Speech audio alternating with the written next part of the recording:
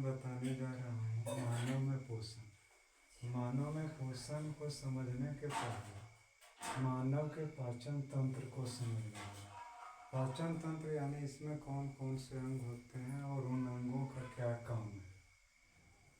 तो मानव का जो पाचन सिस्टम है वो कैसे है कि जब हम कोई आहार ग्रहण करते हैं तो सबसे पहले वह आहार जो होता है हमारे मुख गुहा में प्रवेश करता है। मुख गुहा जिसको हम लोग मुंह कहते हैं, इस मुख गुहा में दांत, जीभ और लार ग्रंथि होती है। दांत उसको बहुत छोटे छोटे टुकड़ों में बदलता है। जीभ उसे भोजन को मिलाने में, मुंह के अंदर मिलाने में मदद करता है। लार ग्रंथि से लार स्रावित होता है जो भोजन को मुलायम बना देता है और निगलने में मदद करता है, सॉफ्ट बना देता है। उसके बाद मुख गुहा के बाद जब भोजन बढ़ता है तो यह ग्रास नली में पहुंचता है। ग्रास नली में भोजन का पाचन नहीं होता, यह उपास्थियों से निर्मित होता है। इस तरह के उपास्थियों से निर्मित होता है। इसके कर्मिक रूप से संकुचन माने फैलने और सिकुड़ने से भोजन धीरे धीरे नीचे की ओर गति करता है। यहाँ भोजन का पाचन नहीं होता। ग्रास नली के बाद भोजन आमाशय में जाता है। यहाँ आमाशय में भोजन का खूब मंथन होता है यानी पिचोरा जाता है।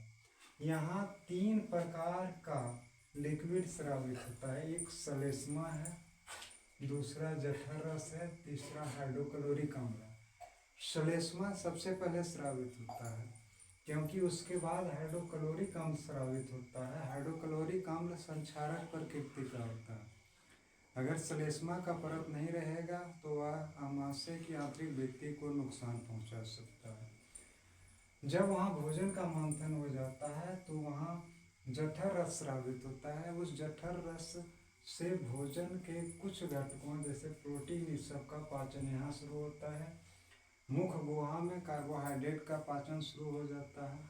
अब यहाँ आमाशय से भोजन सीधे छोटी आंत में पहुँचता है, लेकिन आमाशय के जस्ट नीचे एक अग्नाशय नामक ग्रंथि होती है। यह अग्नाशय से अग्नाशयिक रस निकलता है जो छोटी आंत में भोजन के प्रवेश करने के पहले वह भोजन में मिलता है और भोजन को पचाने में मदद करता है। मैं संक्षिप्त परिचय दे रहा हूँ। छोटी आंत के बाद भोजन सीधे जाती है बड़ी आंत में। इस बड़ी आंत में भोजन जाने के बाद यकृत जो आपका सबसे बड़ा ग्रंथि है, जिसको अंग्रेजी में लीवर कहते हैं, इस ग्रंथि से पीत रस स्रावित होता है। यह पीत रस खास करके वसा के अणुओं को पचाने में मदद करता है। यानी छोटी आंत में भोजन जो होता है वह पूरी तरह से पच जाता है। अब जो अनपचा भोजन है, जो पचने लायक भोजन हमारे पास नहीं है, वो अनपचा भोजन बड़ी आंत में जाता है। ऐसी बड़ी आंत में भोजन का पाचन नहीं होता है। इस समय भोजन में, अनपचे भोजन में जल की बहुत अधिक मात्रा होती है, तो वो जल को मुख्य रूप से अवशोषित करके उसे अर्ध ठोस के रूप में बदल देता है और यहाँ से यह कर्मिक रूप से धीरे धीरे मलाशय में जमा होता जाता है। और मलाशय जब भर जाता है, उसकी आंतरिक भित्तियों पर जब दबाव उत्पन्न हो जाता है तो इसे गुदा द्वारा बहिक्षेपित कर दिया जाता है। तो ये हुआ आपके मानव पाचन तंत्र के विभिन्न अंग।